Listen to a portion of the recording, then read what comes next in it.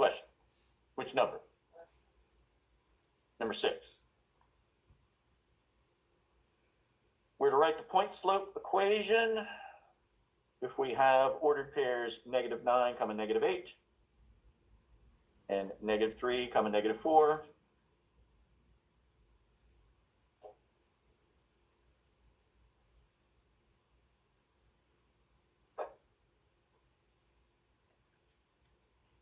Well, I gave you the points. If it's called point slope form, what's the only thing you have to find? The slope. Slope formula. You've got 2 different ways you could set it up. I don't care which way you set it up. Tell me what to write, Fallon.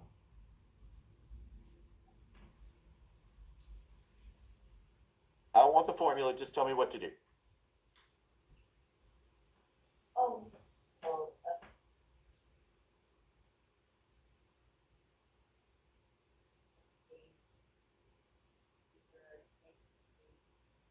Yes. 4 from 8 gives us?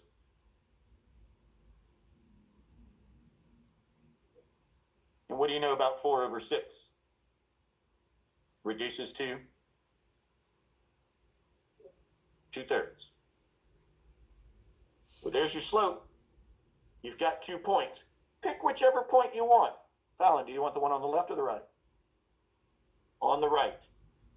Just put that point and that slope into the point slope form.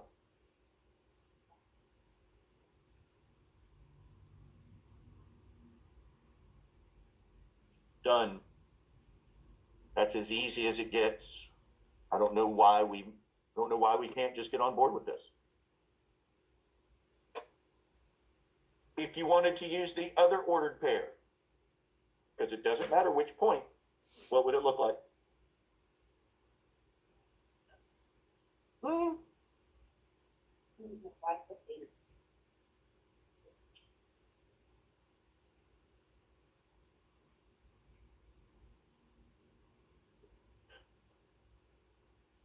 And y'all, we'll do this to May if we have to. I am going to get you comfortable with point slope form. Because honestly, moving forward, this is how you should want to write the equation of a line. Y'all got to let that y equals mx plus b go. I mean, if it's what they give to you, go ahead and use it. But thinking that that's the only way or even the preferred way to write a linear equation, it's just not true. Believe it or not, you're going to write a lot of linear equations in calculus. And every time we write the equation of a line in calculus, we do point slope form 100% of the time. So we got to get comfortable with this. Yes, ma'am. Or you could explicitly have the quantity of explicitly in standard form. Sure.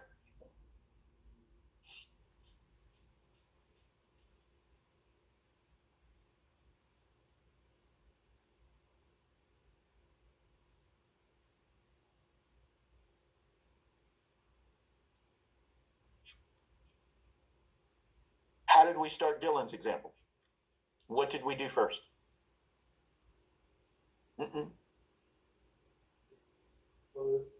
We got rid of the fraction. Guess what we're going to do first here? Get rid of the fraction. Now, if you want, Lillian, you can absolutely distribute the 2/3. But that just means you're going to do a lot of arithmetic with fractions. I hope you're so comfortable with fractions now that that doesn't faze you and you're fine to do all the adding, subtracting, multiplying, and dividing with fractions that could ever possibly happen. But even if you're comfortable with it, most of us would prefer to do arithmetic with integers if we can. So if we, just like we did on Dylan's example, multiply everything by the denominator, the 2/3 times that 3, the 3's are going to reduce so nicely, now I have no fractions. Now I would follow your lead and do what on both sides? Yeah, now we'll distribute. So the left-hand side, if we multiply 3 times all of y plus 4, what's the result? And the 3's reduced, so we're distributing the 2. What would we get?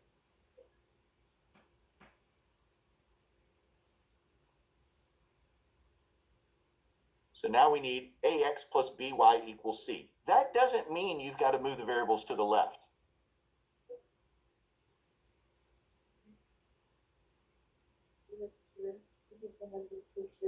No, because it reduces. The whole reason we multiplied by 3 is to get this to happen. You don't do anything with it. Well, we ended up distributing the 2. But in that reducing, multiplication is commutative, meaning you can multiply in any order that you want. The fact that I'm putting the 3 all the way on the outside, I could put it right next to the 2/3. And if that makes you feel more comfortable in doing this reducing and it doesn't lead you to believe you've got to do something with the parentheses, put the 3 in front. That's fine. So if I'm doing ax plus by is equal to c, that doesn't mean everything's got to go to the left. It means x needs to be first in your variable expressions.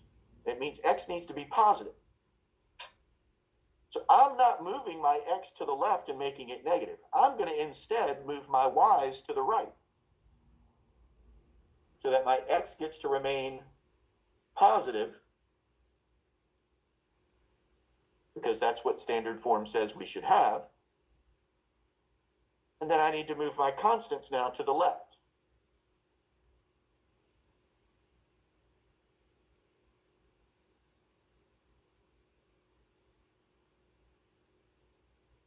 Ax plus by is equal to c. X is first, x is positive, no fractions.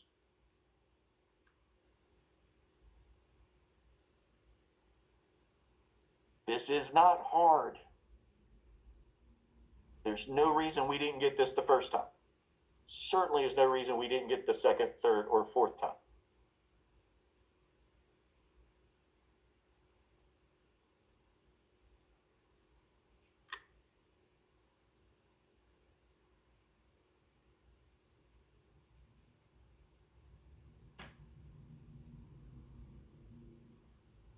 Anything else from the linear spiral? Anything about linear equations, graphing lines, linear inequalities, dotted lines, solid lines, shading on the Cartesian plane?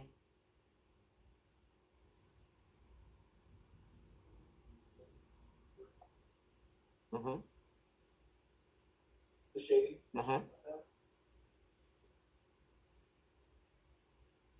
Yeah. Are you going to make one up again? Can't answer the question. Oh, sorry. It's better if y'all speak up. Does x have to be positive in standard form? Is that what you're asking?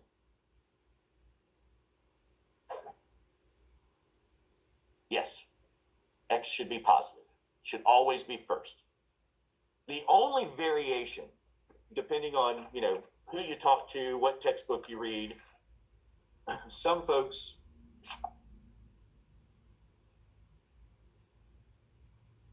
would write it ax plus by plus c is equal to 0. But they would still do x first. They would still do x positive. They just set the equation equal to 0 instead of having it set equal to c. But those are the only options that I know of.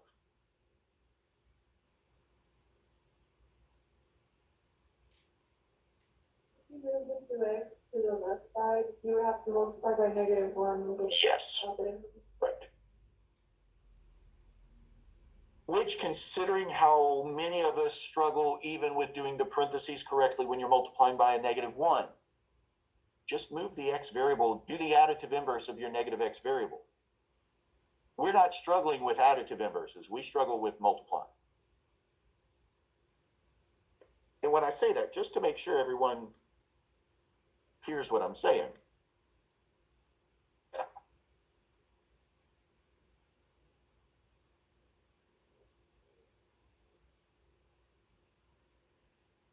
right? If this is what we have, and we want standard form, we want the x to be positive.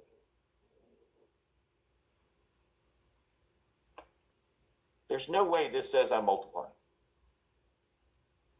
What this says is -1 minus x plus 3y. What this says is 5 minus 1. None of this says multiplication.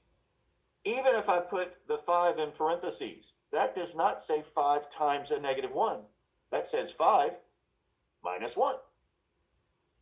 It's the negative that has to go in parentheses. Now you can put both if you want. That's okay. But you can't have that negative 1 sitting out there to the far right because you are subtracting. Here, same thing. If I put parentheses around the negative 1, that says negative 1 minus x plus 3y. None of that says multiplication. It's the two terms that I've got to put in parentheses to say I'm multiplying everything in the parentheses by a negative 1. So even something as small as multiplying both sides by negative 1, some of us are getting tripped up on that.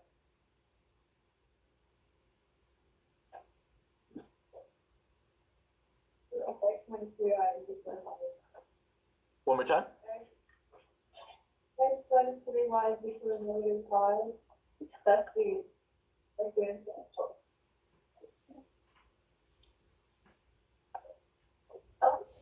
So again, please do some work ahead of time in getting some questions ready for topics that you want to talk about.